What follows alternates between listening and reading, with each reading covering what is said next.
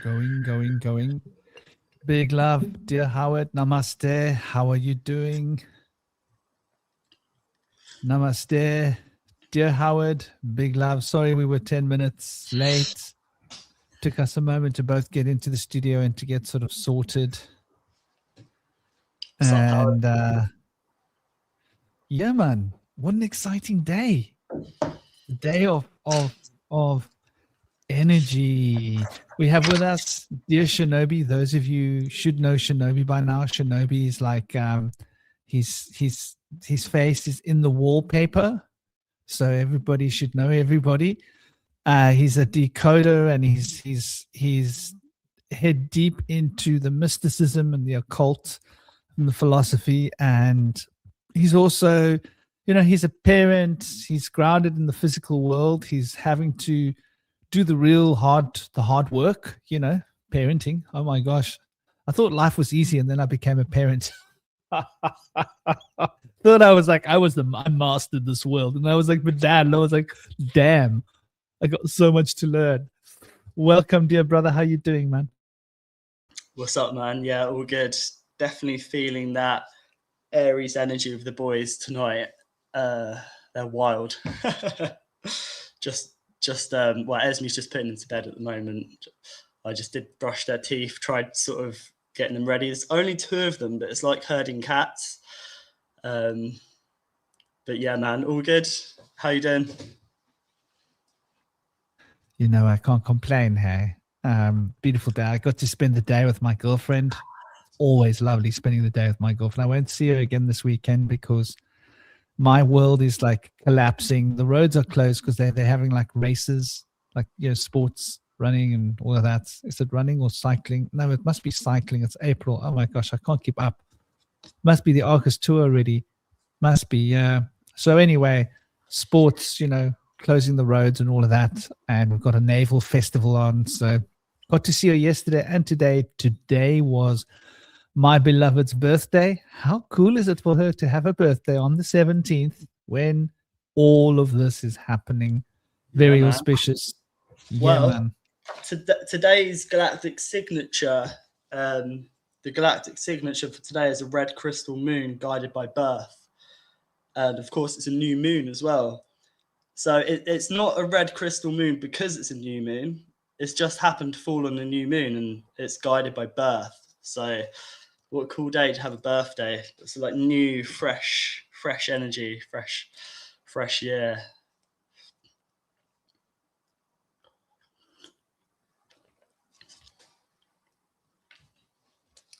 Your mic's muted.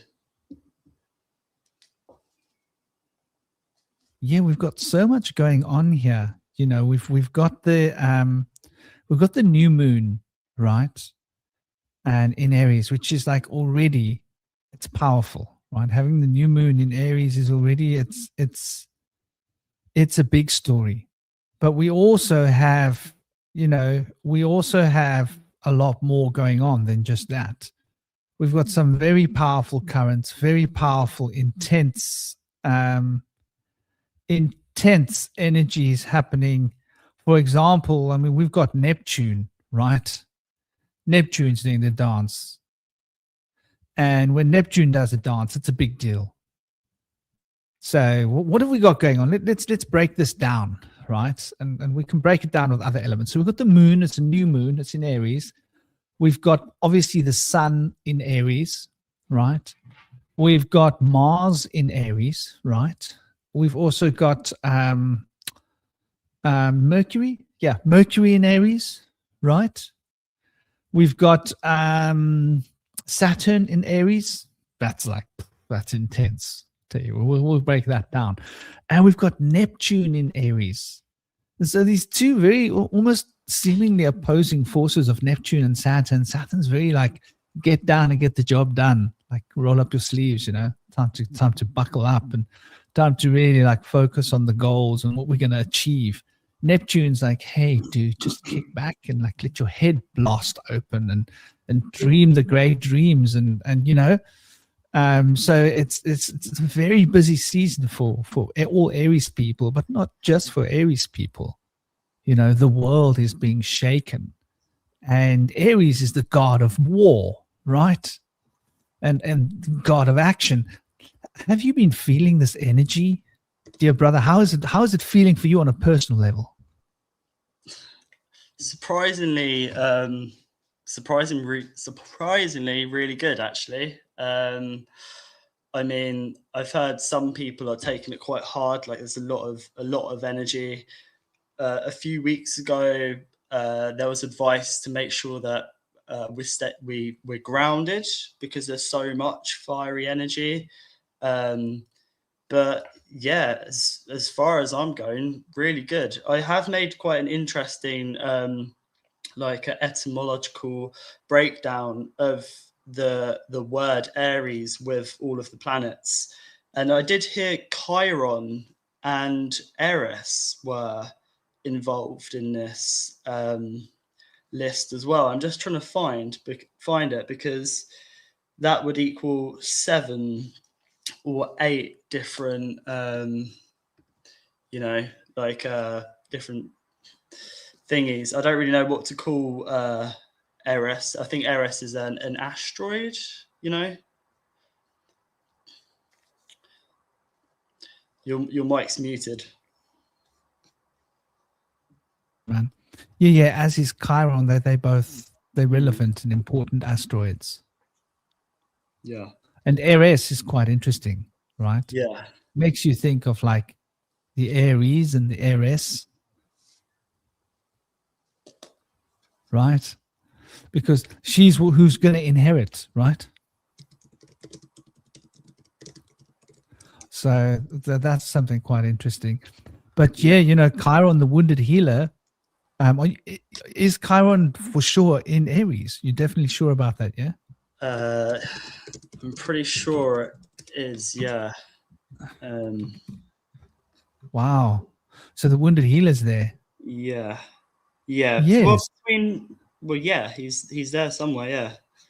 So It's in its he's final included. stages of its transit through Aries. So it's still in Mm. Aries. That's right. Yeah. Well, it's interesting. It's in its final stages because obviously, as a wounded healer, there's the like spiritual alchemy of that. There's the kind of burning away so something new can be rebirthed, the sort of transmutation, which fits with all of this Aries energy of like this burning away, and all of the list of planets as well.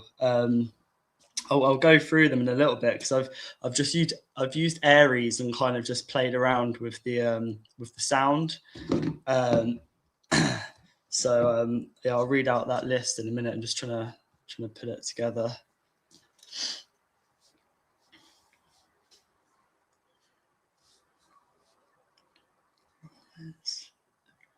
So just to say hello, Gaz, brother, out tuition. Big love to all of you guys. Hollowbone Hawk, everybody. It's Hollowbone Hawk's birthday today. How auspicious. Happy It's her birthday. birthday, so give her a big happy birthday. And it was lovely seeing her today with her super awesome teenager who was teaching my little boy how to make analog horror videos. It's his new thing. 9 years old and he wants to make films and they have to be analog horrors. Oh my God, what am I going to do? Thank God I've got a cool teenager that's hip enough to like say, you know what, you're 9 years old, I'm going to show you the ropes, mate. Let's take a camera and have a bit of fun. So he's been playing around with Hollowbone Hawk's teenager, and Hollowbone's Hawk teenager is just super, super, super cool with Josh. Actually gives him a lot of good guidance. So yeah, everybody else that's joined us, big love and blessings, dear brother Howard. Big love to you all. And are you ready, Shinobi? Yep. Are you ninja ready, brother? Ninja. I'm as ninja ready as I'll ever be. Right. So this list that I've put together, I haven't really worked out. I've associated some of them with the planets. So the sun is in Aries, which is the constellation Aries, spelled Aries. Aries is god of war, spelled Ares. If you play around with the pronunciation, from Aries, you also get errors, and you get erase, and then you get auras and arise as well, which is really interesting because the energy you've got at the moment is all about it's about erasing or burning away, I guess, burning away old patterns, because it's I mean, Chiron, I'm not sure where exactly everything is, but I do understand that recently Neptune and Saturn were conjunct at 0 degrees Aries. It's interesting, Chiron's at the last degree of Aries as well. Like this whole kind of phase is about kind of, well, we're in the fire horse year as well. Next year's the fire goat. So if the fire horse is to do with, I guess, like our life force, like a horse is a carrier or a vessel, and it's to do with the spirit, like our spirit as well, our collective spirit. That's why there's been so much dense energy with the Epstein files, war, trying to put a virus in the collective, which didn't work. There's a lot of stuff going on trying to deplete our energy. It's like this vampiric force is trying to sink its teeth into us to drain us, because this is very powerful initiation and transformative energy that's happening in the cosmos, in the collective psyche, in the world soul, and in us as well. So very powerful energy. And then Aries, sort of errors, like sort of that would be relating to Chiron, I guess, the wounded healer, and sort of acknowledging our errors and dissolving them, burning them away, so that we can regrow from the ashes. And then auras, I've associated auras with Neptune, because Neptune is like to do with like water. So you have obviously aura, but then you have auras as well, to do with movement and the feeling or intuition or dreaming of Neptune. And then Eris would be erase, because Eris is associated with discord and chaos. And sometimes chaos can be good if you're able to work with it, but there's a lot of chaos in the world, which we can get kind of lost at sea in. So with the Eris, that's to do with erasing and sort of acknowledging what's going on, but not being swept up in it. And then, arise. I've associated arise with Saturn, because Saturn's to do with building and structure. So that's how we build from the ashes of stuff we've burnt away. So I find that interesting, all the wordplay you can do with Aries, if you kind of sort of give it a bit of a twang, like Aries, errors, arise, auras, erase. All sounds kind of similar. So that's interesting for sure. And of course, it's a new moon today as well. So yeah, man, it most definitely is a new moon. And so let's take a look at this. What have we got? What have we got going on here? So we've broken through it. We've got the new moon in Aries, right? And that's like very intense energies, right? And that like the new moon in Aries is like that's like, it's got to do with like fearless energy of, you see, the moon in the occult spheres, right? We're talking about the number 2 on the Enneagram. That's like that very powerful polarity, the polarity and potential. That's what the moon represents. It's also a gateway into the unconscious. So it's very intense energy, more intense than almost any of the other planets. It's about fearlessly going into, throw yourself into the potency and the potentials of what can be. Aries is all full of, what does Aries represent? Aries represents the body, represents impulse, represents being really courageous and just throwing yourself at whatever is in front of you. You don't think, because you don't have to think. You just do. Aries is pure action. On the Enneagram, it's ruled by number 9. 9 is the activist. The activist doesn't think about the consequences. They're too busy doing. They get on with They're the big ones that are going to change the world, move forward, take risks, go in towards that sort of whatever challenging dynamic. It's a high voltage energy. It's very energetic. It can build anxiety or extreme impatience, for frustration. You just want to go through it and move through. The moon means you want to take it all into yourself as well. So like that means there can be challenges with like the emotional conversations, right? Just want to get to the end of the emotional problem. Emotional things don't always happen that fast. They are, you know, you got to take your time to go through the emotional conversation. Aries just the battering ram, mate. We got to get this thing sorted. We got to get it fixed right now, instead of like, let's let things play out. So patience isn't the strong suit of Aries, but what is the strong suit is getting the that movement that you need to start a project off, and the impulse. There's a lot of altruism. That's why you see activism, number 9, is very much to do with humanitarianism and altruism, because Aries is led by the heart. They are not led by the head, led 100% by the heart. And that's why we speak of the warrior. So the moon going into this energy is like our emotions are going to be in this impulsive state, assertive, very quick with the emotion. The healing is going to be very fast as well. The moon's alignment with Chiron especially is going to bring about this sort of issues of self-worth and how we identify with others, because what are we taking in? What are we getting back from our collective? So it's like, it's about getting back your personal power, and also moving like challenging trends. And then we got the sun in Aries. Sun in Aries is like very potent solar energy. It's like, I've got a goal. Let's move towards what I want to do. Like, it's got to do with worldly affairs. It's moving forwards. There's elements of the energy of the career. It's got a very powerful, like, going to start a new project. Confidence is very high. That feeling of like I'm fresh, just had a shower, I've been reborn, I've been brought out of my proverbial shell, and focuses on like getting towards a goal.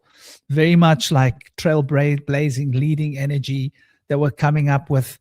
And Mars then adding to this makes it like intense, because Mars is number 9 in the house of number 9. That's 81, 9 times 9, and 9 plus 9 is 18. We're bringing this subtle energy of Saturn and the potency of the sun to be blazing that fire into the number 9's house, which is Aries, and bringing that sort of intense motivation and very much independence. That's another thing about Aries. The sun as well. They're both very focused on independence. You get the sun and Aries together. This means more impatience. This means like impulsiveness will be to a level high, almost. Risks, like Aries is already ready to take risks. You put Mars in Aries, you put the sun in Aries, you put the moon in Aries, where it's about like, what I'm doing is going to reflect on me, who I am, because the lunar energy is very much about looking back at myself, self-reflection.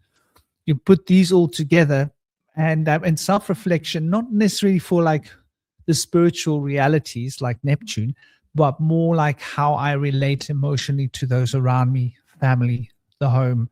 Think of in the element of Cancer, for example. So, you know, that's bringing that energy in. It's the potential for conflict is higher. The risks are more intense. And as if that's not enough, you throw Mercury into the mix. So when you throw Mercury into the mix, you've got communication. But the communication is extremely impulsive. Words, there's just, forget any possibility of not getting things off your chest. There will be no filters. Courageous expression, truths that you never thought you'd ever find yourself saying. This is it. Those with Aries planets, you won't be able to stop yourself. You'll just be, you'll be fast. And the decisions, you won't even think about decisions. You'll have made them by the time that you're doing them. You'll realize that you've made them before you started doing them. And you'll be like, I chose this. So be prepared, like to catch yourself. And here's where the conflict starts. Saturn's the beginning of the conflict, because Saturn in this house of Aries, Saturn wants to take deliberation. Saturn wants to sit down and be really super organized, and Saturn doesn't want to waste energy. Saturn wants to be strategic. Aries, they don't care about wasting energy. They've got loads of energy, abundance. They just want to like run to the goal. Saturn's like, no, no, no, no. So here's where you find that pulling, the instinctual pull of Aries, and Saturn's like structuring need to like be in control, right? That long-term sort of ideology, the plan. So this could be like an issue of accountability, right? Because this is conflict that's happening in here, and you know, karmic lessons can come. This alignment is often in astrology considered to be potential for accidents. So because you're pulling away from the, imagine you're driving, you're pulling away from the right lights before you even knew you were pulling away, and then you catch yourself and now you want to suddenly stop, but you're already going in the road, right? Imagine that. That's how accidents start. You pull away and then you hesitate and then you start. And so when you start doing something and you hesitate, that's when the problem strikes. And so Aries just go guns blazing, and then Saturn's like, whoa, whoa, whoa, look before you leap. Now you're stopping to look before you leap. Had you just gone with your instinct, you would have been less likely to be in an accident. But because you're stopping to evaluate in the middle of doing, it creates dissidence. However, very powerful combination. If you can sit down and meditate and slow yourself down, that incredible power of Aries can move you forwards. And even if you're not Aries, like for me, like my Mars is in Taurus, right? But Taurus exalts the moon, right? Which leads me back to the Ood of Aries. It tempers my emotional, I think things through carefully a little bit more, because that earthly Taurus element, so that, but that will still flame me up with the Aries because of my moon's association with Mars. Does that make sense? So I might not directly have these things in Aries, but my moon is very powerful in my horoscope because moon's in Taurus, but my moon is in conjunction with Mars. So at the moment we've got a moon-Mars conjunction. So that tunes me to this energy in some like powerful way, even though it's not direct, it's subtle, it's indirect. And then again, there's the last thing is Neptune. You know, Neptune is all about that, going out into the spheres of the alternative potentials, the alternative realities, the dreams, the psychic perceptions. It's going to challenge what we think we know. It's going to challenge what we believe. It's going to bring out that sort of idealism, which when tampered with Aries becomes powerful food for change, because Aries is ruling that transformative potential as an activist that moves towards humanitarianism. So there's a big focus on self-individuation, right? Because number 7 on the Enneagram, right, is looking within oneself, the mystic. You're bringing that individuation and you're multiplying it by 9, 63, right? So that is like intense, right? When we're looking at the moon, we've got the number 2. That's the empathy, intense sensitivity to what's going on around us. That Aries powers that up, but impulsively reacting to that empathy and that energy towards everybody else, reading situations emotionally really, really, really fast. The adventurer, communication, number 5, powerful, very fast speech, very fast thinking, very fast conceptualizing, shifting energy between different levels of being, moving quickly. Obviously, number 8, you know, the achiever. We've got the achiever multiplied by 9 at 72. Also, 8 plus 9 is also at 17. So you can see we've got this bringing us back to 18 and bringing us back to 9. This dance between Saturn and Aries from a numerological perspective, bringing in both those vibrational fields. Number 1 is very intense. 1 plus 9 is 10, which brings us back to, 1 times 9 is 9, which brings us back to the Enneagram. But 1 plus 9 is 10, which brings us back to 1 after 9 has crossed over the Pluto void, or void isn't the right word, but the heart. So you see all these energies are compounding us and bringing us towards that sort of intense focus of number 9. I don't know, brother, have I left out much? Chiron, wounded healer. Yeah, Chiron and Aries, did you mention? I didn't mention either, but I'm sure you were looking into that, were you not? Well, we know Chiron is Jupiter related. No, I actually wasn't, but there's Chiron is related to like Jupiter, Sagittarius. So Sagittarius is actually the only fire I have in my chart. That's in my Venus. All the rest is earth and water. My moon's in Gemini, actually. But so it's interesting because we're the year of the fire horse as well. We did a podcast about that not too long ago about Chiron and Sagittarius. But yeah, I don't really know too much about Aries other than it's associated with discord and chaos, and that I think 2 days before the October 7th attacks in Israel, the COVID variant was called Aries, which represents discord, and it was followed by discord and chaos. So that's very telling that these variants seem to sort of there was another couple of variants as well where some stuff unfolded in regards to the name of the variant, like how they're altering consciousness and perception. But yeah, I don't know too much about Aries.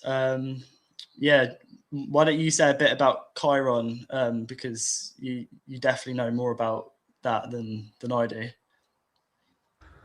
Well, the Chiron is obviously when we speak about the wounded healing.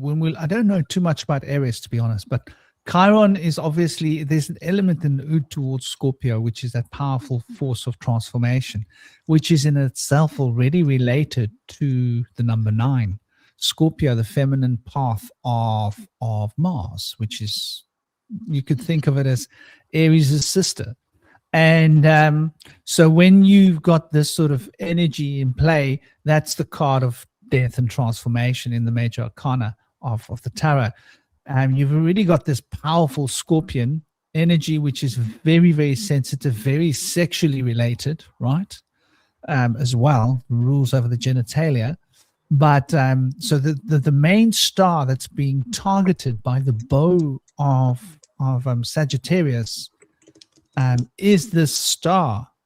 And so this Antares star is like a really fundamental star to the pivot of the spinning of this wheel, the Mazloth, the constellations.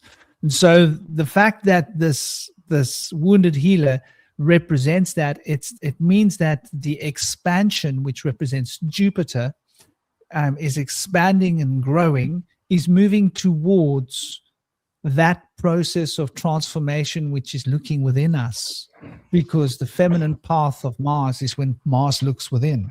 And when Mars looks within, Mars wants to transform, because that's what Mars does. Mars transforms. Mars is an activist.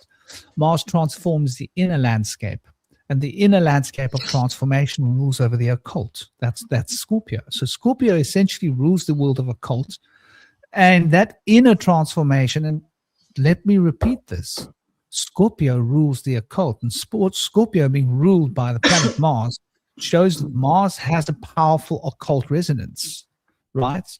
And that powerful occult resonance, which is Scorpio, is looking within. So there's this interesting twist of this arrow being moved at the Antares, which is relating to that inward journey of energy, which is transforming us, our deep esoteric occult nature, and the way that we can understand the formation and structure of the universe and our place in it. And heavy elements of magic is involved, even though magic be ruled by Mercury. The the essential expression of it is happening through the sphere of Scorpio, which is why iron is so important. This is why in magic, for example, when you are using your athame or when you are using your sword, these are the weapons of magic, representing discrimination and representing the will, right? These two elements. That is got to be made out of iron. Iron is the metal, steel, iron, because you need that Mars energy, because Mars represents the will to move forward and the will to change. So Chiron then is that will being bent within oneself, focused inwards towards healing, so that the entire system within can be transformed towards a higher goal, spirituality being the key, because we're focused in Sagittarius. Sagittarius is the philosopher. Sagittarius is focused upon the altruism. And so this is Jupiter in its masculine form. And in its feminine form, it relates to Pisces. But in Sagittarius, it's the sage shooting that arrow, the goal being the personal power that can take one to the proverbial Olympus. I mean, in a nutshell, a slightly big nut. Yeah. So Eris is translated to strife or discord and association with chaos. So she is known for instigating the Trojan War by throwing the golden apple of discord, is how she instigated the Trojan War, apparently. And she's a brother. Aries is her brother. So she went into battle with Aries. And it's interesting that she's the one that instigated the war. So yeah. I mean, October the 7th did instigate something, and Eris was the COVID variant around that time, which is certainly interesting. Like there's a script or something. But yeah, I have tried looking, because usually goddesses or whatever are always depicted as bad or like chaotic, and they get the blame for stuff.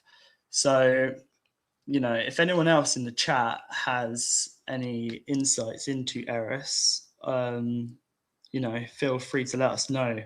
But all I can see is that it's just negativity is associated with her, which usually is with goddesses. Like taking Hecate, for example. But yeah, so her Roman counterpart was Discordia. I was going to say, I think she's been given a bad rap.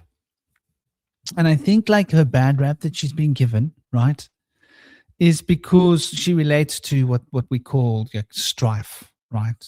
And what we call discord, right?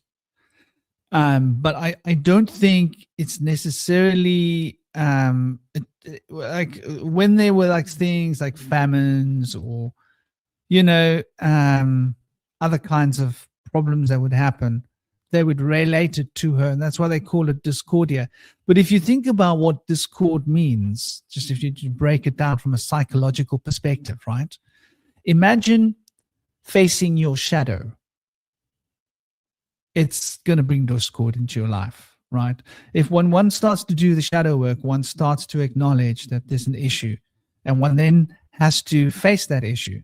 So one can be going through life, and life is like, la, la, la, la, la, la, la. It's songs and it's flowery, and you're just stepping on other people, and you don't notice you're stepping on other people, and you're behaving like a knob or whatever.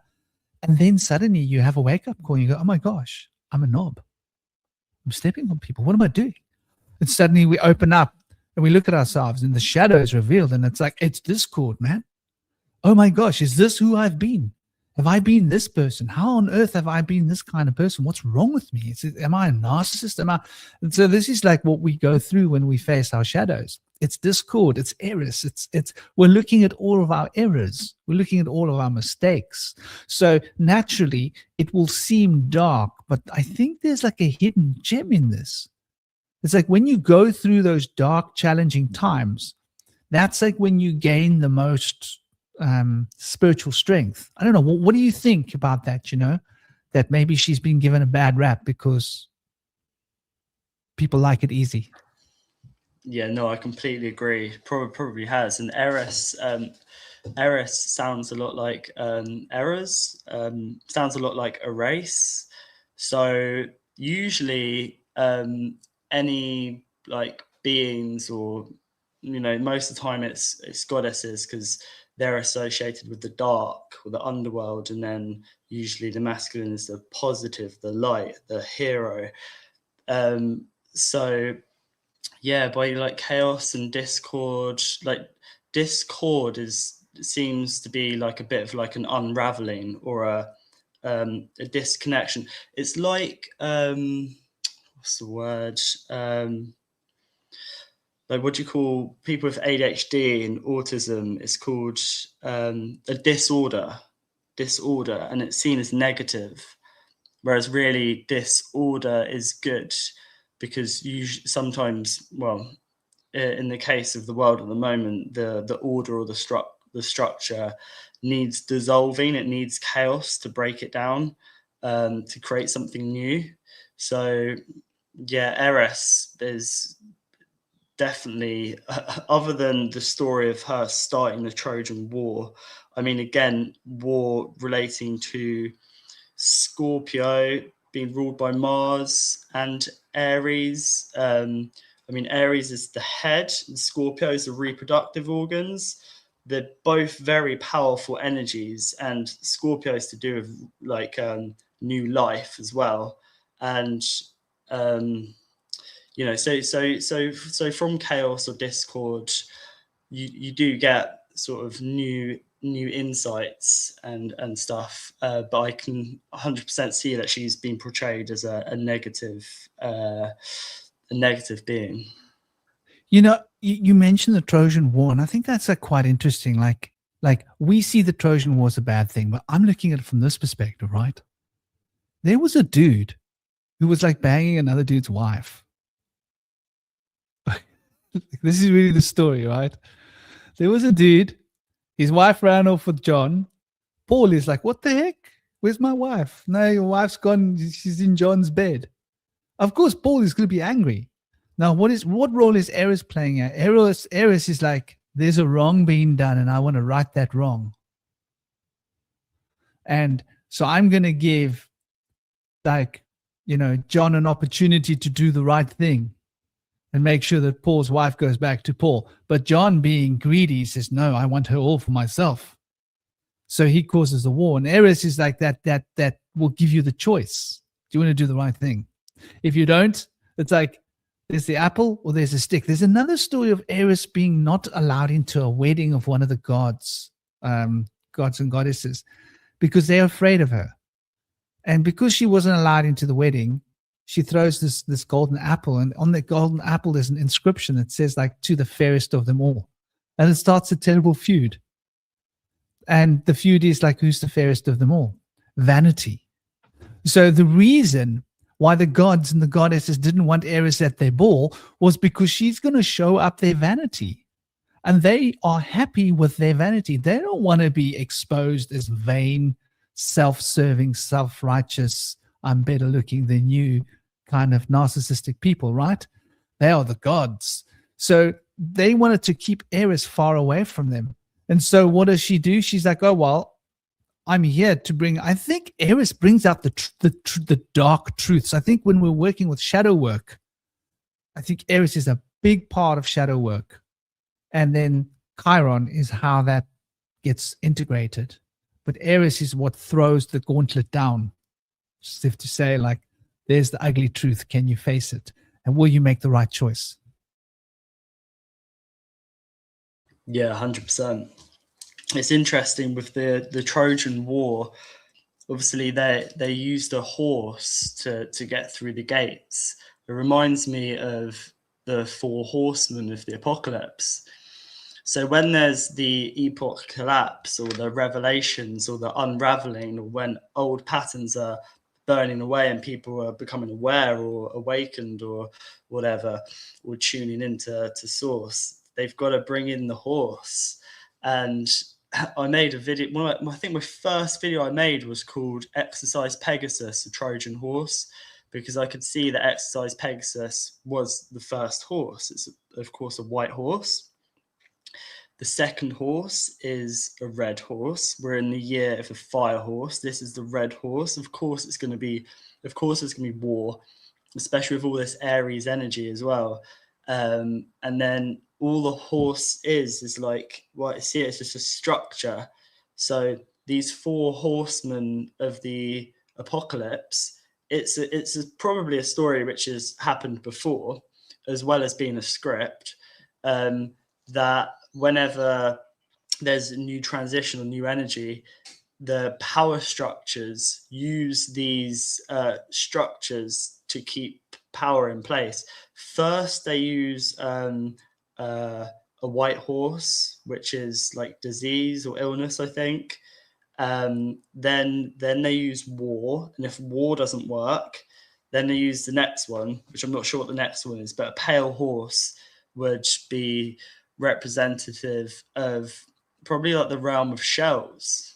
Like that's the last part of that. But I just find it interesting that with the Trojan War, there was a Trojan horse in Troy, which relates to the story of Eris as well.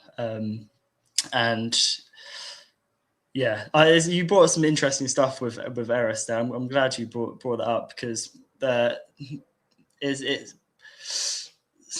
people get quite demonized in mythology, and it's quite. I did try doing some research on the fly, but you can't really rely on like the first searches when you're looking up things like that. Like, what's the myth of Eris? And it's like, she's bad, she started the war, all of this negativity. So that's the thing when talking about these energies, which are called like gods or myths. I try not to talk about any of them negativity, like too negatively, because we're just going on information from hearsay. That's why I always try to find the essence, and then if you can try and split the words and try and sort of like find the common thread, like with Eris being discord or chaos, it's like, yeah, sometimes that's needed, and sometimes people want to keep their linear structure, and if people go against that, then they're demonized.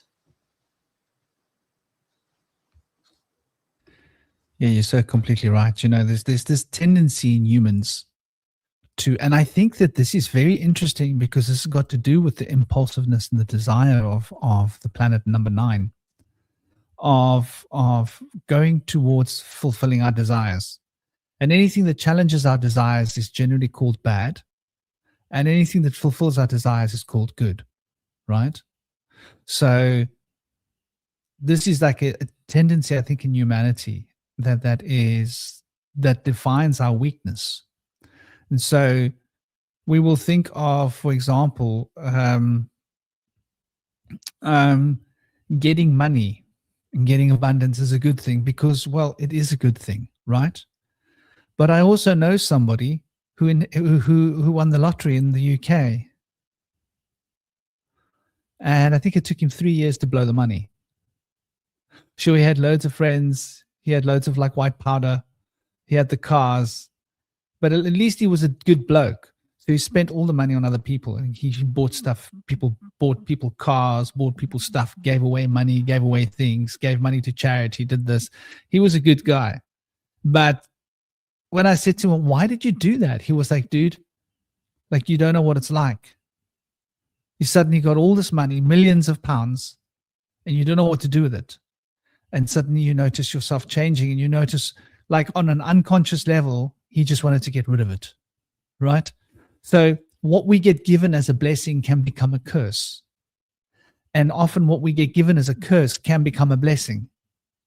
You meet people that with bad things have happened to them, and because that bad things happened, they've turned their lives around, and they've turned their lives into something like inspirational, and they can now go and inspire other people to make their lives better because of a bad thing that happened to them. So, you know, this is a common thing that you can see. So I think the necessary evil in life is to be able to appreciate that within the bad there is good, and within the good there is bad. And that brings us back to Yan Yin, doesn't it? The Taoist symbol, which is just so perfect. Yeah, absolutely. And the snake as well. And the movement, the constant flow of all things, because nothing is stagnant, nothing is still, everything is in constant motion. You know, nothing is set in stone, even the stone being related to the heart, or like a rock, even though even the heart's a vortex. It seems that this realm that we're in is a vortex as well. We have a vortex around us called the toroidal field. You know, that's life. That's life. Life is a vortex. Like it's a dance, a constant motion of I guess duality, but it's not split. It's not divided. It's one and the same. And sometimes you need one to recognize the other. You're completely right. And you know, so looking at this again, just to add a little bit of like flavor to it.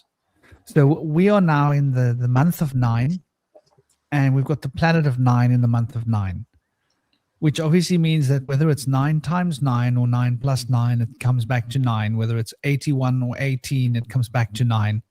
And whichever way you look at it, the discipline and power of Saturn is being implied, and the powering, fiery impulse of energy that can start and move us towards success is being powered by the sun, because 8 is looking for success and the sun is moving us. So whether it's 81, it's the success that's using the power of the sun, or it's 18, it's the power of the sun that's driving us towards success. So you've got that powerful energy there.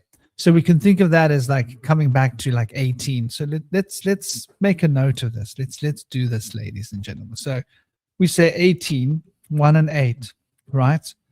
And then when we look at the moon being there, we've got the 2 and the 9, right? The 2 going into the 9. Now, when you focus from the perspective of the moon and you say 2 times 9, 2 nines, because the moon is 2, it works in 2s, you end up back at 9. When you focus from the 9 to the 2, it goes 9 times 2, 9 plus 2, which is 11, which is snake eyes. Very powerful. That's 2 of the suns moving towards a snake's energy. So we could then say, what do we get when we say 18 plus 11? We get 29. So let's think of that, 29. This is a compound between both elements of the moon being in the house of Mars, right? But we can also say that the snake eyes is the key. So we'll go with the 11, right? But we'll keep an ood to the fact that there's a 29 there. Then we can also look at the next big player here, right? Which is obviously Mercury. And so the same principles come there. We've got the 5 plus the 9, which is 14, brings us back to 5. And we've got the 5 times the 9, which is 45. So the 14 brings us back to 5, which is the 14, right? So I should be writing this down. But let's just say 14. 2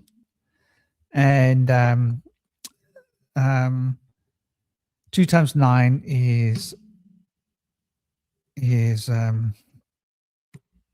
18. I really should be writing this down. I'll tell you what, I'm going to put them onto different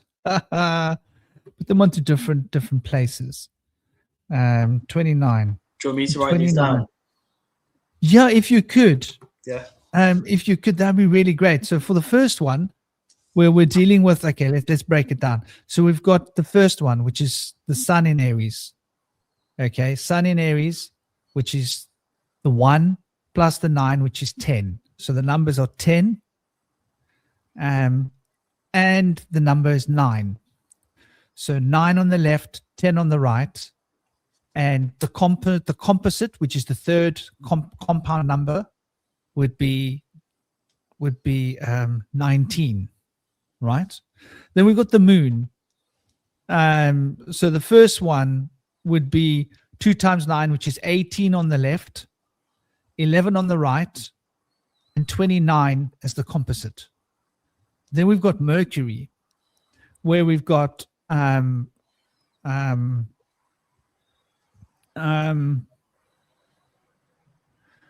times 9, which is 45 on the left, and 14 on the right.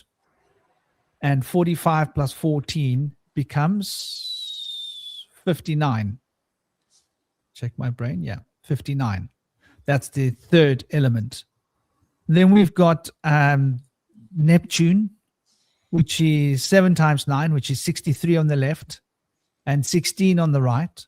And 16 plus 63 becomes 79. And then we've got 8, Saturn, the next one, which is 72 on the left, right, and 17 on the right, which becomes 89 on as a composite. Is that right? 72 plus 18. No, 80. Sorry, it becomes 80. 72. Wait, No, it becomes 90. 90. 89. Sorry. No, it's 89. 72 at 17. Yeah? Yes, Yeah. it's 89. You're right, I first thought time. I'd made a mistake. My brain's going a bit. So those are the numbers that we've got. And so what are the composite numbers? Could you read them to me slowly, one at a time? The composites, the third row. Oh, okay. So the Sun, 19. Moon. Hold on, one more, which would be 9, which would be Aries, which would be 9 plus 9, which is 18. 9 times 9 is 81. So the third column, we can do this last, is 9 plus 9, 9 times 9, 89 on the left, 18 on the right, and 18 plus 81 becomes 99. Wow. 89 plus 18. No, 81 plus 18 becomes 99. That's the third column. So if you could read those all to me one by one, and I'll quickly try and add them up. Okay, so 19 for the Sun, the Moon, 29. So that's 29 and 19, 39, 48, yeah. Mercury, 59. 98's 107. Neptune, 79. 177 plus 9 is 186. Saturn is 89. 186 plus 89 is 266 plus 9, 275. And Aries is 99. 275 becomes 374. Isn't that really interesting? And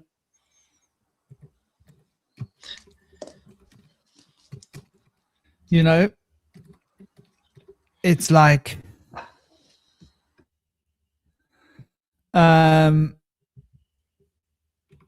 really an interesting number. So without getting too much into it,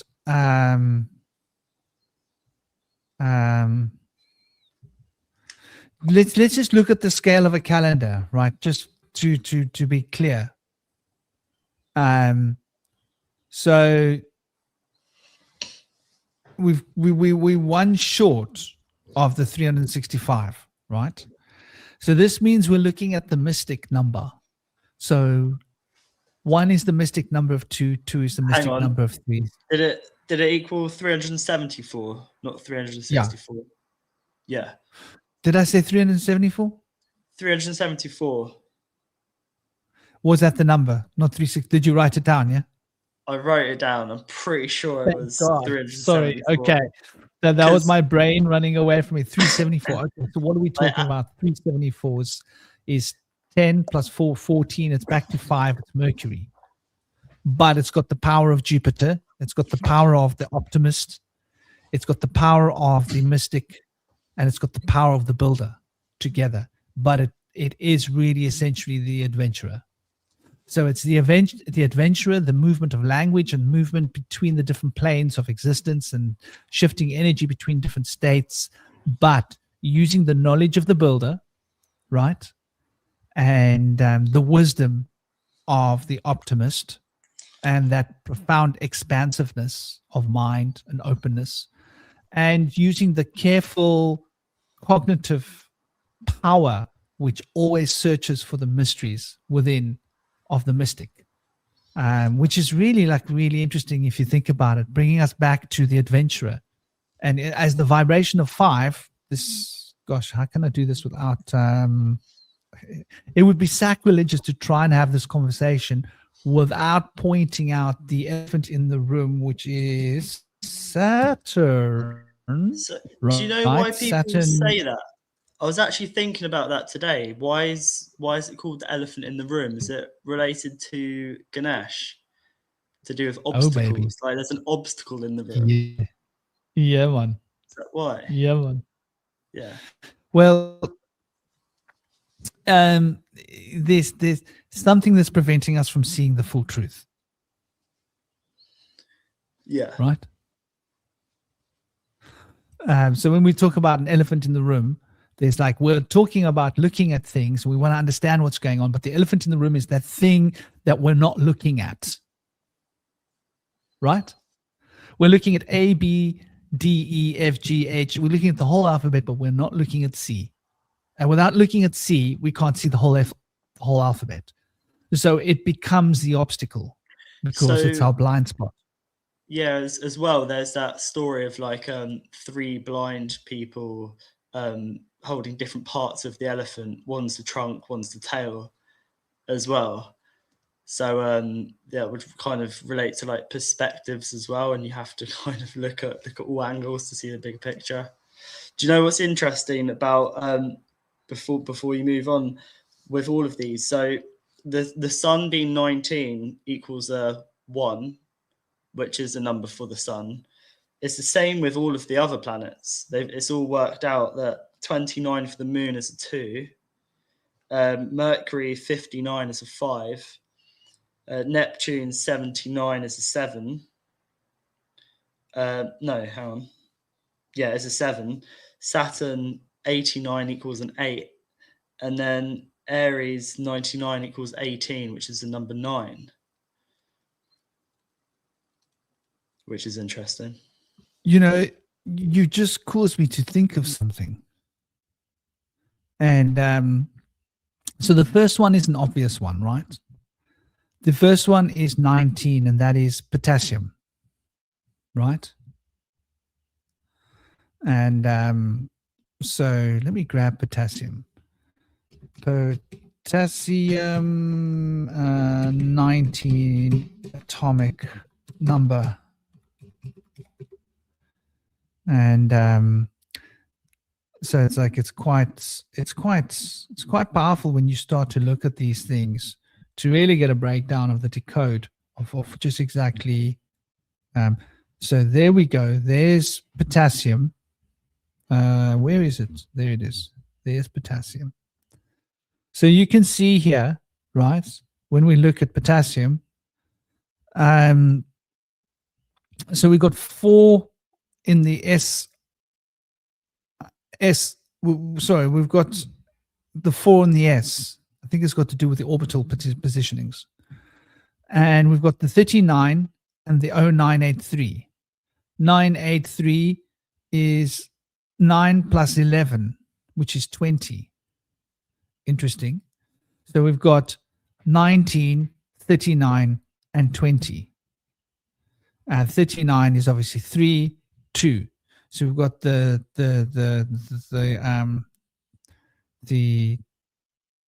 1, the 3, and the 2. It's almost like 1, 2, 3. And potassium's the key towards basically towards growth of organic matter. Yeah, like it's fundamental to this expansiveness of the solar potential coming into contact with matter. And so that's why plants need potassium to grow. Potassium is an important mineral also for our brains, also to be able to stay, particularly healthy. Then when we go 29, we've got copper, right? And copper is interesting too, because we've got the 5, 4, 6, which is 10 plus 5, which is 15, which is 6. It's Venus, right? We've got the 6 plus 3, which is 9. So we've got the 9 and the 6, and we've got the 2 plus 9, which is 2. So we've got the 2, the 9, and the 6. And so that's quite interesting. These are two that like different vibrations carried by copper. 6 being like really fundamental. 9 being instrumental, because it's usually Venus is very much related to outside things, towards this is the peacemaker. Like the popular New Age Enneagram will say that number 9 is the peacemaker. Number 6 is the peacemaker. 6 wants to maintain the status quo and keep everybody happy. 6 wants to avoid conflicts at all costs. It's part and parcel of the number 6's vibration, which is why when you think of the number 6, you think of Libra, balancing the scales. If you ever have a conflict between two people, bring in somebody who's got a lot of Libra energy. They'll sit there and they'll like play devil's advocate to both of them and show both of them that they can find common ground, because that's what number 6 does. It's a sort of Venus's power, really, though they also do like to be embedded within the physical. Well, what was the third number, by the way? Well, just before you move on, copper used to be used to disinfect swimming pools before chlorine, and copper gives an orange glow. And I've come to realize lots of orange things seem to get rid of parasites, like turmeric. What were some other ones? I've got a list somewhere, but I was just thinking, the color orange, it's quite kind of warm and bright, like the sun. But yes, it's interesting that we used to have copper pipes as well, of course, back in the day before they were all plastic or whatever. But the next one on the list is, so the moon, Mercury, then Neptune.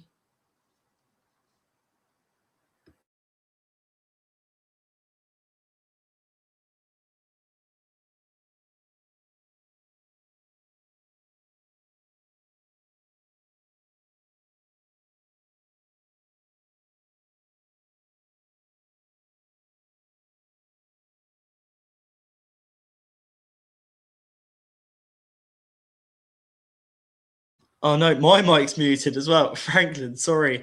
I was saying your mic's muted like a few times. And mine Sorry, was, brother. Yeah, mine was muted too. So what was the next one down after 29? It would have been on the left 45, on the right 14. Mercury. And then the composite. Yeah. What was the 59. Final number? So 59.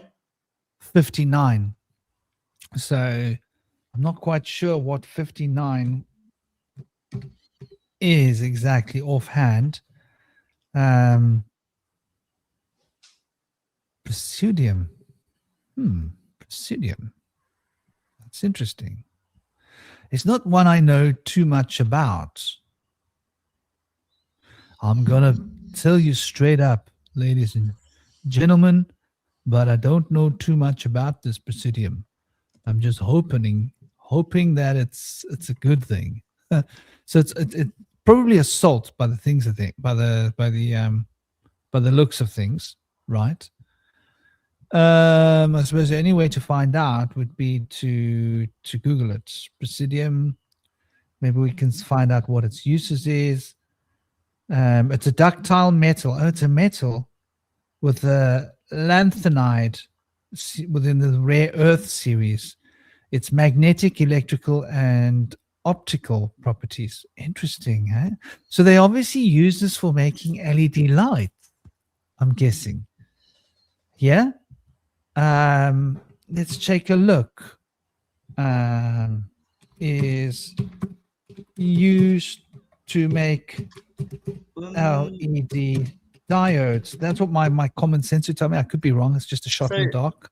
Yes. With this and with copper, it's really strange because it's the 59 element, which is a 5, and then also the number at the bottom was 140, which is a 5. And it was the same with copper as well.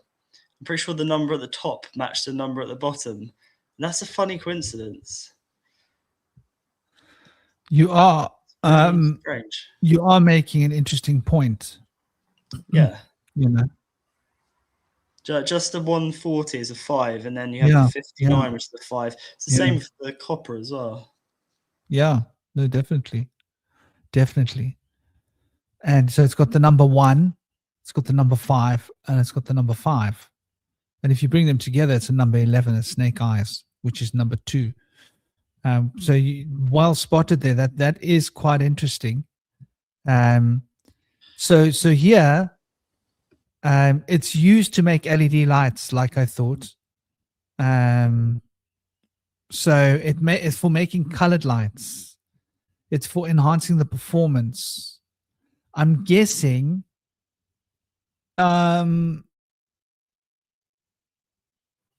phosphors.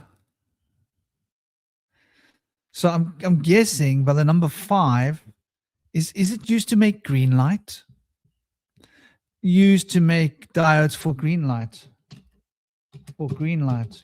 Just that's just a guess. People will see. I could be wrong.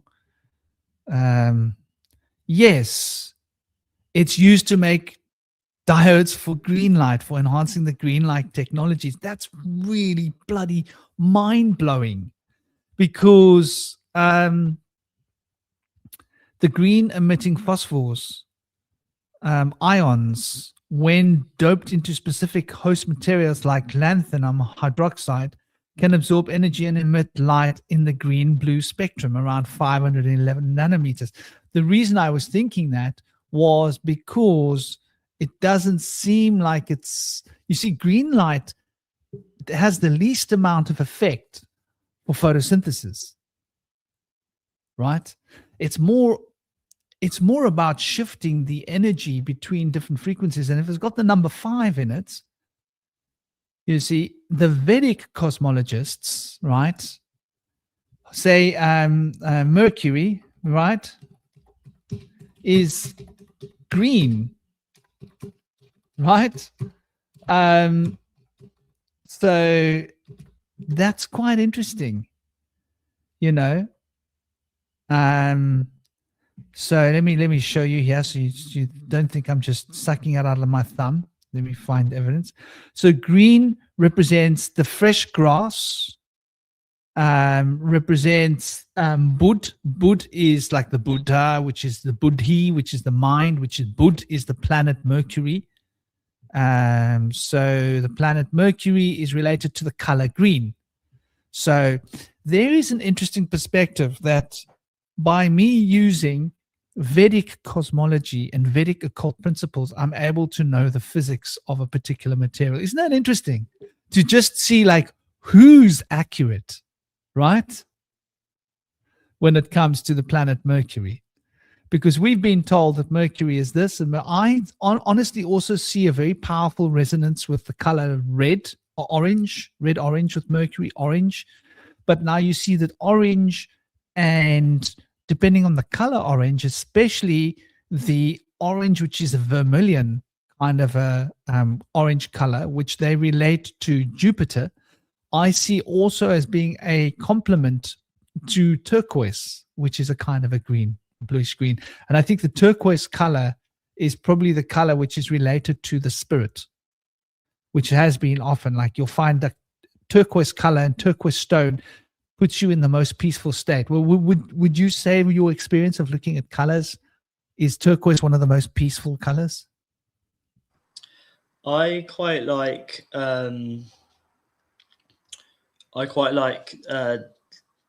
it is peaceful, yes. I find the most peaceful, I guess, like, is it like a twilight color? It'd be like sort of deep purple, almost black, but you can see the purple.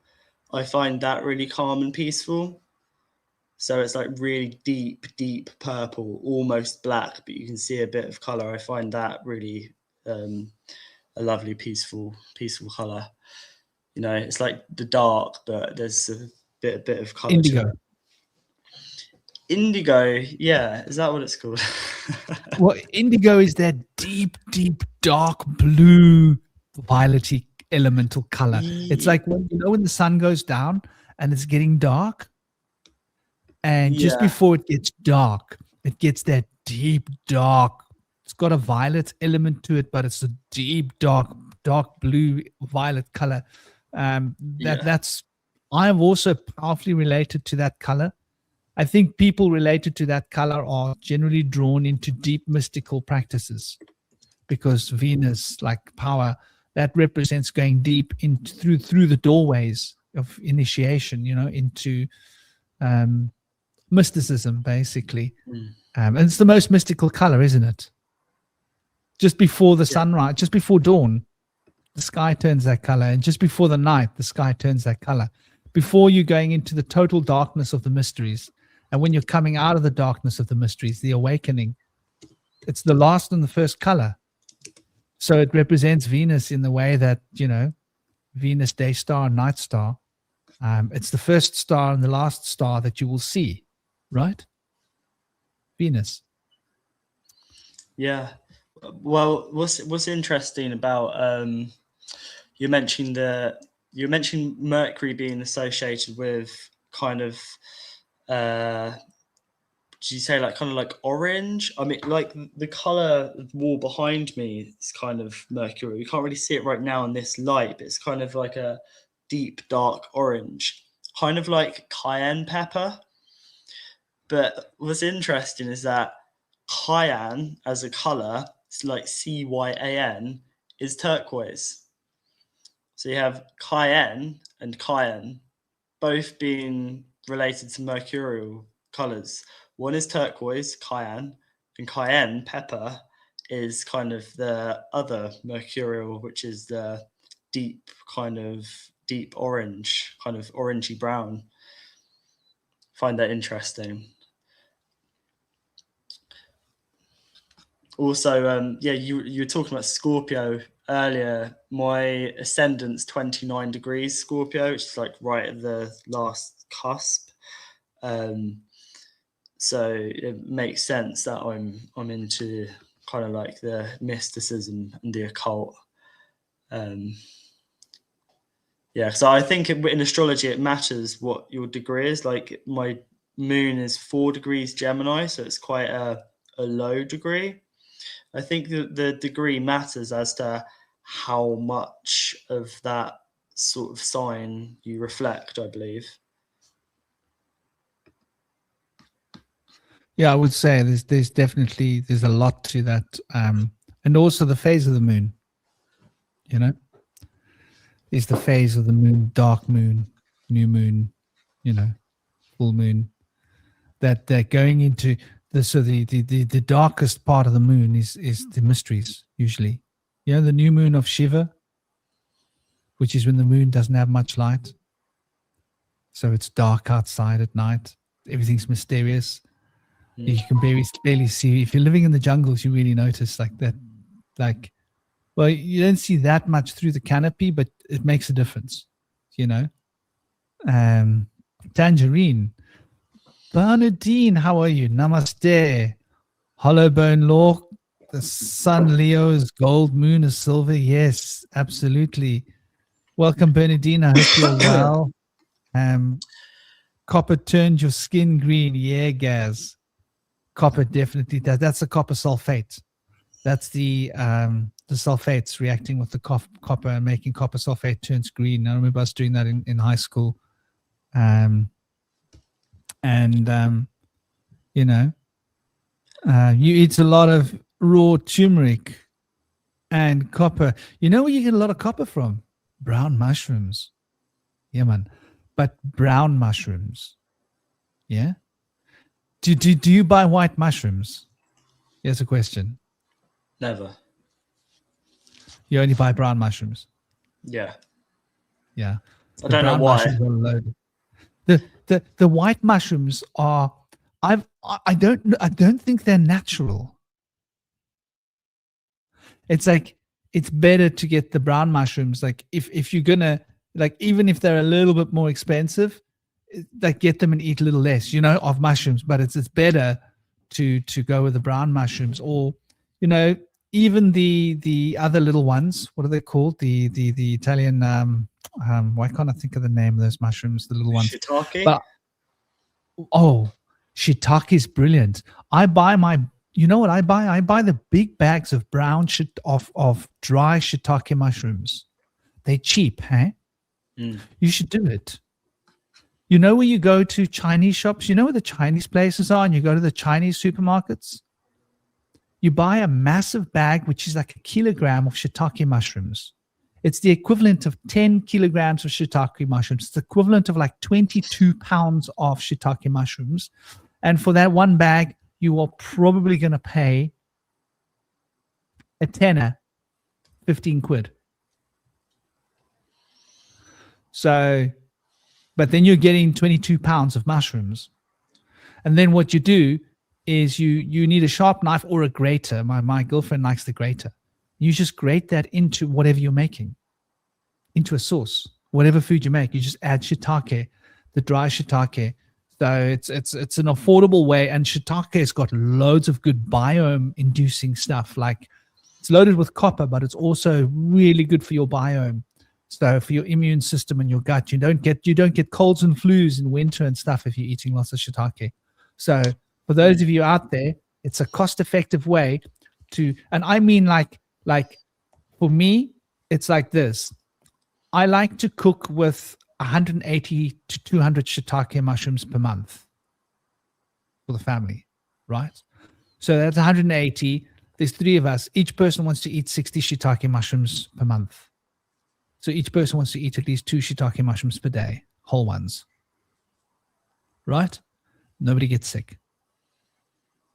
No such thing as sickness. Because the gut, man. So, for 15 quid a month, how can you go wrong with that? Yeah.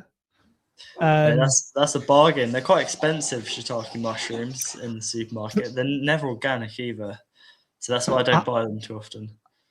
I had an ex-girlfriend that was Chinese, and she took me to the Chinese supermarkets. And in those days, it was cheap, man. It was like £5 for a massive bag. You get the big bag. Don't go with the smaller bags. Ask them for the big bag, like the full 2.2 pound bag. So find out, look where there's a big Chinese supermarket and go and buy the bulk. And it's like a one-time 20 quid, but it will last you for like months, right? Like 2 months or something. Work out to like 8 quid, 10 quid. But then you've got like shiitake every day, and you can grate it. Or if you've got a sharp knife, you can cut it into small blocks. You boil the kettle. You warm up a cup. You put some hot water into the kettle. You let it just stand until it's not boiling.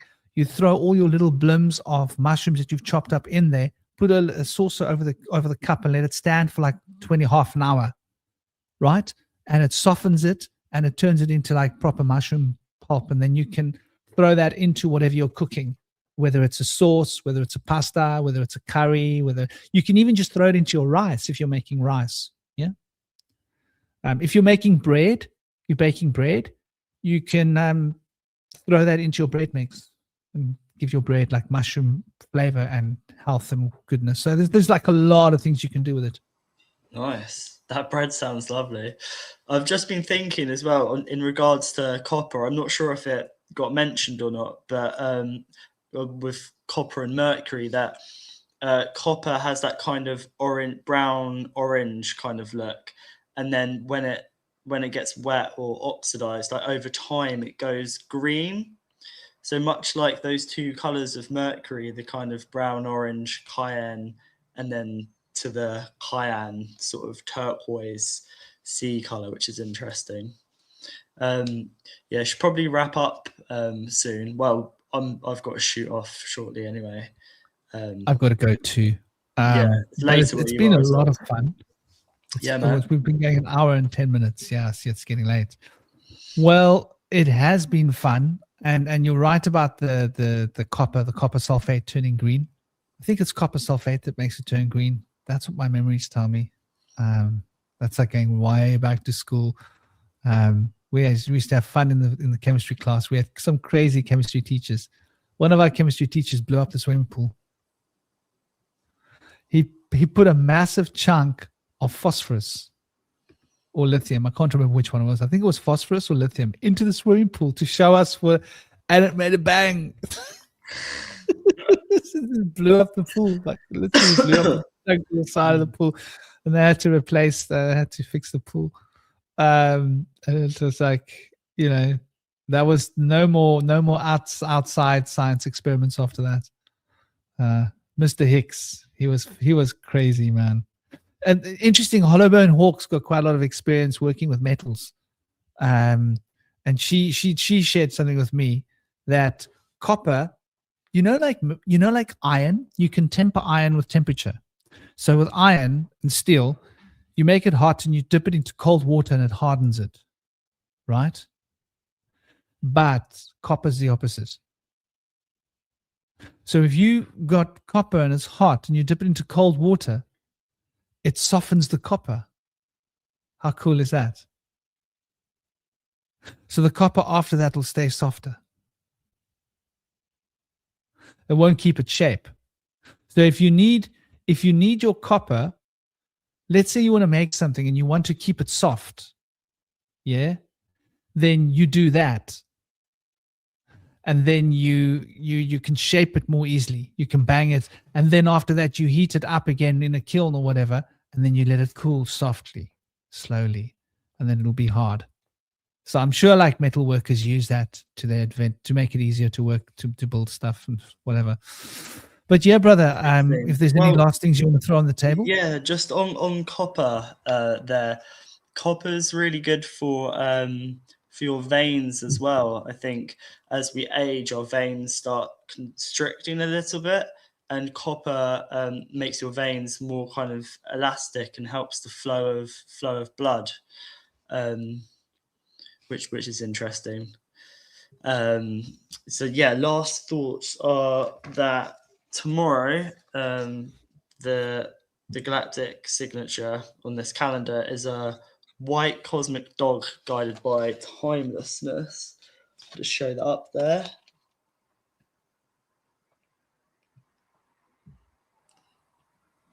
Which is pretty cool. Kind of reminds me of the never-ending story with the white dragon dog and the nothing and timelessness. We should probably do a round table on that sometime. The never-ending story. I agree totally. We should watch the film and then do it. I haven't watched it since I was a kid, but it's definitely an option. In fact, I'll find a way we can get it. Maybe I can download it and we can like all watch it with the kids. Like I'll watch it with my boy. You watch it with your boys. Well, I've got is it on a film site? I've got a film site I use, and there's most films on there. Is it on the film site? What? Never-ending story. I think yeah, definitely. Yeah, I'm not sure if I had to buy it on DVD or not, because we use this film site, but lots of films from the 90s on there, annoyingly. Like The Borrowers, classic, great movie. Have you seen The Borrowers? I remember The Borrowers. It's like about these little gnomes, isn't it? Yeah. It's cute. Yeah. But I've started collecting DVDs, as many sort of old movies as possible from like late 80s, 90s, just for the kids, just so they've got DVDs to look through rather than scrolling through Netflix. We got rid of Netflix a good few months ago. But yeah, we should definitely do that sometime. I'll let you know if it's on this film site, and then I can just send you a link, and then you can just watch it on there if you want. Yeah, man, totally. You know, I'll try and find it as well. Story, but send me your link to this to that film site. That'd be a lot of fun. I'd be really interested is to find it. But because I go on to a thing called webarchive.org. It's an open source thing as far as I know, and I often find things there that you can download. But yeah, between us we should find it. And let me see, is it there?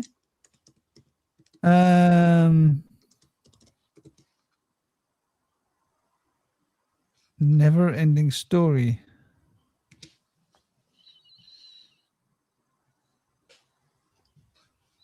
Blogspot.com, never ending story. Is that it? Well, if I haven't found it, we will find it between us. We'll make a plan to find it and download it and watch it, because it's something I do think we should all watch. Anyway, yeah, man. Otherwise, sending much love. Another thing about copper is the immune system. It's really important for the form of, is it leukocytes? Just let me double check here quickly. Is it for the formation of leukocytes?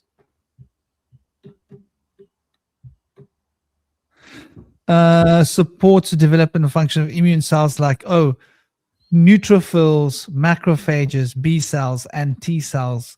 Helps defend against infections by aiding in antibody production and acts as a direct antimicrobial agent. Proper copper levels is essential for a robust immune system. So there's something to think about. It's literally antimicrobial. So when you got your water in a copper bottle, if there's like bad microbes in the water, wherever it touches the copper, and those microbes, they're like tickets done. They tapped out. So if you want to build a water filter, by the way, and you're moving water through a very complex sort of system of copper blades, so that as much of that water gets exposed to the copper as possible, that will purify your water of microbes. It won't remove chemicals and toxins, but it will remove the microbes. Food for thought. You can build water filters. I've heard it's not good to drink water from a copper bottle in the evening, just to do it before 12 o'clock in the afternoon. Is that a myth? I don't know about that. In India, they say it's just best to drink your water out of copper because it purifies the water. Yeah. I think like whatever you drink your water out of, like plastic is the worst. Steel is not the best. It's not bad, but there's aluminium. Rust. I mean, yeah. Well. Like I caught my mum drinking from an aluminium bottle the other day. I was like, Mum, come on, Mum, you're gonna get it. It's actually it's her birthday tomorrow, actually, as well. So wow. Her and Hollow Bonehawk have very close birthdays. Nice. Well, yeah. Big up, happy birthday to your mum. And yeah, man. I'm sure you'll be seeing her. Enjoy. Yeah, at some point. Yeah. We're My mum's birthday was on the 13th. Sunday. Oh yeah. Yeah, so earlier this week. I was supposed to see her this weekend, but the roads are all closed and she couldn't come on Friday and she could only come on the weekend, and the roads are closed tomorrow. So it's like I'll see her, just this coming week. But anyway, it is what it is. We'll wait a while. I've got her Prezi, waiting for her. Thank you, everybody, for joining us. Thank you, Hollowbone Hawk, Bernadine, sending you all big love, big blessings. Blue glass in sunlight for 1 hour, sun purification. Yes, that's an interesting idea. Gaz, big love, big blessings to you. Yeah. Well, I just want to say, just on that topic, because of all of this stuff that's going on with all the energy in the world, energy crisis, war, and all of this stuff, and all this Aries energy. and like fire horse, and relating to the to our chi and energy and our etheric body, that with water, if you put a little bit of Celtic sea salt in it, and give it a shake, water loves to be moved. So if you have water in a bottle, if you store water in a bottle, preferably a Miron, like deep purple, ultraviolet glass bottle, or blue, give it a shake before you drink it, because water loves to be moved. Water tastes amazing after it's vortexed. If you can buy a little thing which you put between one full bottle of water, you can buy a little vortex thing, and you have one empty one, you tip it upside down and it spins like that. It tastes amazing.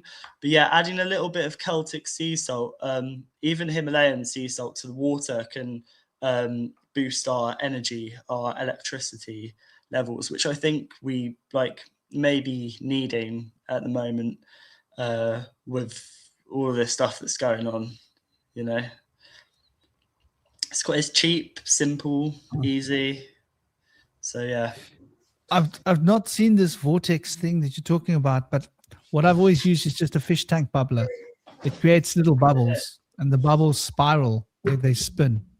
So as the bubbles come to the top, they're spinning. So they create little vortexes, and basically it moves all of the Dusty, isn't it? all of the positive hydrogen ions from the water. So this is what it looks like. Yeah. And then yes, this is Miron glass, which is like ultraviolet. We leave it out in the sun. So yeah, so it screws onto the top like that of any bottle. And then, so this is full, so I'm not going to tip it, but you put an empty bottle on top, and then you spin it round. If you do it with a clear bottle, you can see it. It creates a vortex. And even with tap water, afterwards, it tastes amazing. You do it a few times, like 5 or 6 times, and the water tastes amazing. It's not going to change the chemicals in it if it's tap water, but it changes the structure. So it makes the water happier, and you can taste it. It's happier as well. And another thing that we do as well is put chia seeds in water, leave them soak for a little bit, and then when you drink that, it hydrates you for longer. Yeah, really, really good for you. So yeah, if you search just a vortex thing for water, I mean, Amazon might sell them. Like, it's got magnets around the edge as well. I think it's like about £12. You know. Can I make a suggestion? Yep. What you do is you buy yourself a little pump, a water pump, a cheap one from your local grow shop, right? We use the water pumps to water our plants. Yeah, like if you're growing indoor cannabis. I got a couple of them, yeah. And you put your water, you buy a very weak water pump, because you don't need a very strong water pump if it's not pumping up a hill. Then you put your water pump on a higher thing, like a box, on top of the box, and you pump the water through the box so that the water is pumping and pushing up a tube, which is like a tube into a fluid. Does that make sense? So you want like a big flat container that's not too high, and you want the pump to be pumping the water through, and you want to have like a like a nozzle, right, that attaches to that. So you can take a glass bottle. I know this because I was naughty when I was young, and you can get a candle, and you can light the candle and run it around the top of a glass bottle. And you can get a cold, wet shoelace and strap it around it. It'll crack that bottle. You can get a bit of sandpaper and make it so it's not sharp. And now you've got a bottleneck. We used to smoke cannabis out of those. It's called a pipe back home. Like you take a 750 ml and you make like a big fat thing like this, and you chop it off. the top, make it clean, and then you make your roach, and you put your little seeds at the bottom, and you can fill like a whole eighth. You can make a whole eighth in one shot, and that's a South African way of smoking cannabis.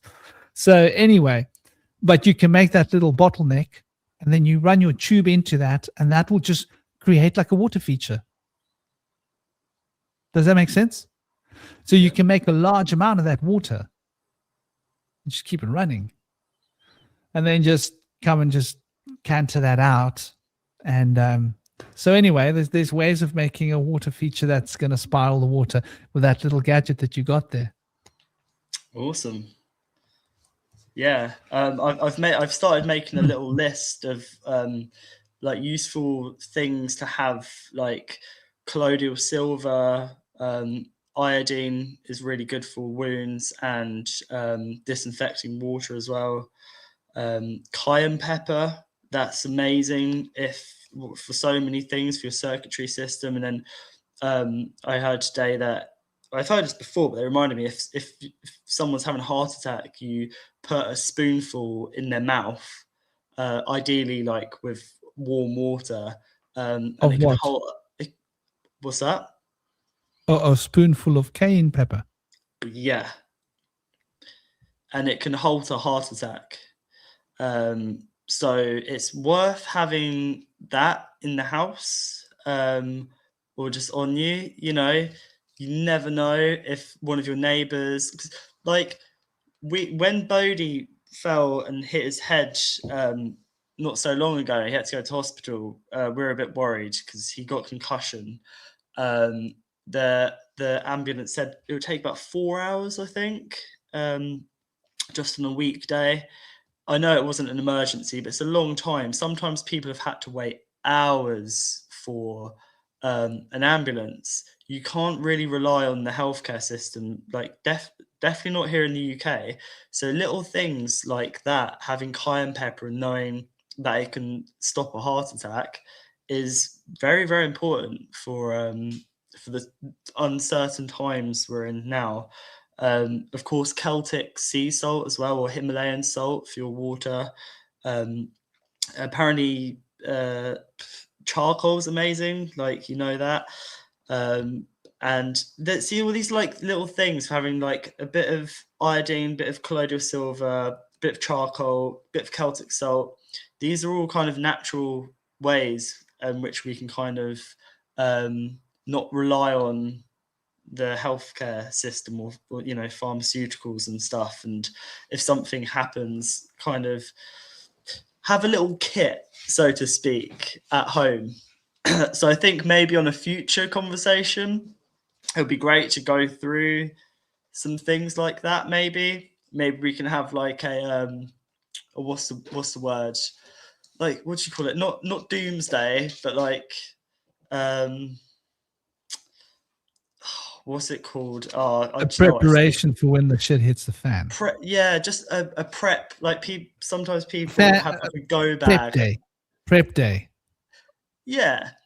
Prep day. And not even if shit does hit the fan. It's just good to have. It's good to like not rely on other people or like, you know, medical professionals for stuff. It's just like, okay, I'm just going to look after my gut with, we'll take a bit of charcoal if you have a bit of tummy ache or whatever. And just little things like that, I think, is important for people to know.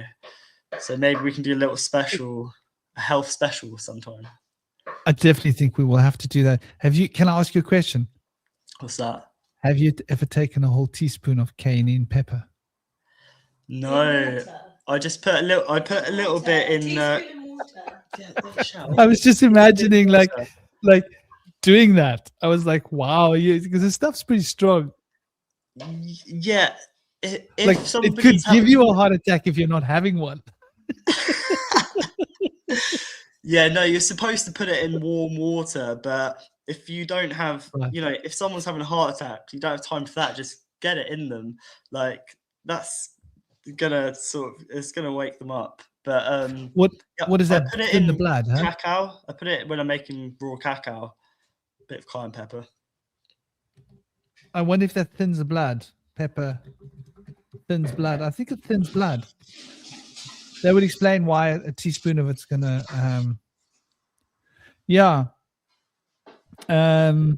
It's got high levels of salicylates, which have blood thinning effects, right? So these salicylates in the cayenne peppers going to thin your blood, and that's going to protect. Oh, so by the way, men, cayenne pepper before you want to go rodeo riding, and I mean like the kind of rodeo riding that you do indoors, right? Not the outdoor rodeo ridings with horses, the indoor rodeo ridings when you close the curtains, because it thins the blood. Good outdoors too. So it gets you hot-blooded. It thins the blood. It gets the circulation going.